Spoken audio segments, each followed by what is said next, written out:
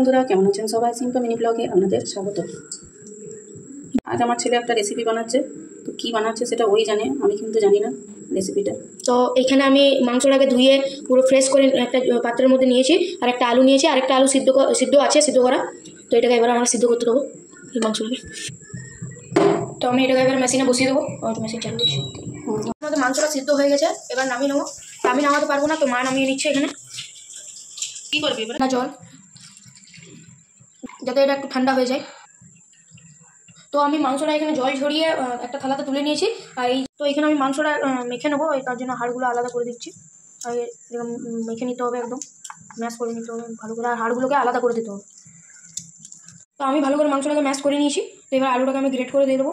একটা সিদ্ধ আলু নিয়েছি, ওটা খোসা ছাড়িয়ে নিয়েছি। আর যদি আলুটাকে না গ্রেট করে দেওয়া হয় তাহলে খেতে ভালো লাগবে না, গোটা গোটা হয়ে যাবে।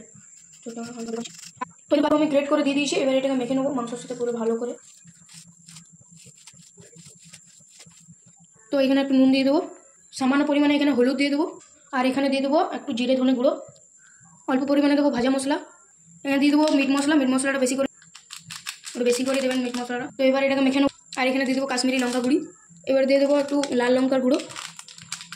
তো এবারে এটাকে যতগুলো মশলা দিয়েছিল সব এটাকে মেখে নেবো।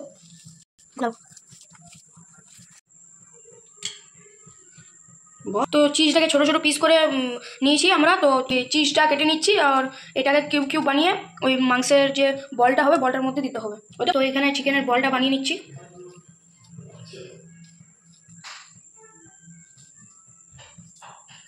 ফার্স্ট করতে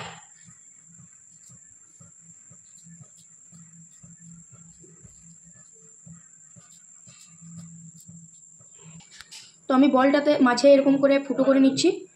তারপর এখানে একটা চিজের কিউব নিয়ে এর মধ্যে ভরে টিপে দিয়ে এটাকে জয়েন্ট করে দিতে হবে। এটা খেয়াল রাখতে হবে যাতে না বাইরে বেরিয়ে আসে, এটাকে ঢুকিয়ে দিতে হবে। ওই একইভাবে আমি আরেকটাতে দিয়ে দিচ্ছি।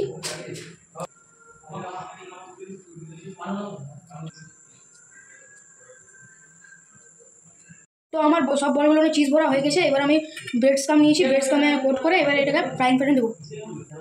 তো এক এক করে এবারে এই বলগুলোকে ব্রেড স্কামে কোট করে নেবো। হয়ে গেছে, সাইডে রেখে দিচ্ছি। আরেকটা নিচ্ছি, ভালোভাবে হালকা হালকা চিপে চিপে এটাকে কোট করে নিতে হবে। তো এটা আমার কোট করা হয়ে গেছে, রেখে দেবো। তো আমি এখানে দিয়ে দেবো সাদা তেল। তেলটা গরম হয়ে গেছে, আর বলগুলোকে যখন ছাড়বো তখন লো ফ্লেমে গ্যাসটাকে রাখতে হবে। বলগুলো সব কোট করা হয়ে গেছে, এবার এক এক করে আমি এগুলোকে তেলে ছাড়বো। এবার বলগুলোকে ছেড়ে দেবো।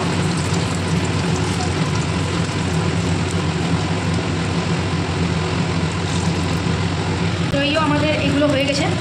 তো এবারে এগুলো তুলে নেবো, একদম লাল লাল করে ভেজে দিই। দেখো